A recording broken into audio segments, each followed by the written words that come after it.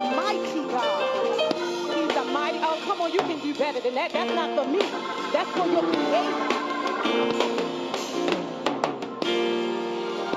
We serve a mighty God. God is kind. You may be seated in the presence of the Lord. It is truly an honor and a privilege to be here with you on this morning, and it is not something that I take for granted. I am honored that our pastor would think about me and invited me back home. I'm back home. I'm back home.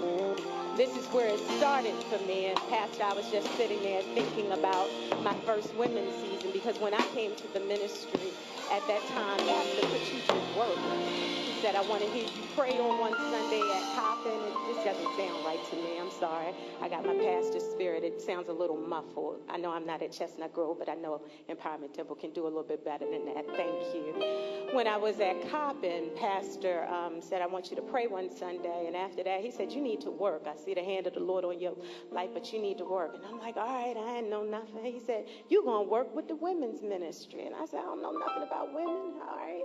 So I got a couple of books, did some reading. I said, all right, we're going to lead the women. And we started Bible study. And women's season came around. I grew up in the church, but I never grew up in ministry side of the church. The piece about working the ministry and praying for folk and stuff. So I'm used to just doing vacation Bible school and going home.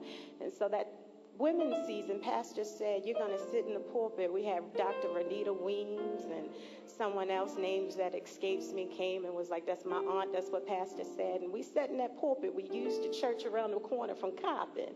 And I said, I got to sit up there? He said, yes, ma'am. I said, I got to sit up there by myself? He said, yes, ma'am. And I sat there and I got through it. Why do I say all of that? Because I would not be who I am today if it was not for God and Dr.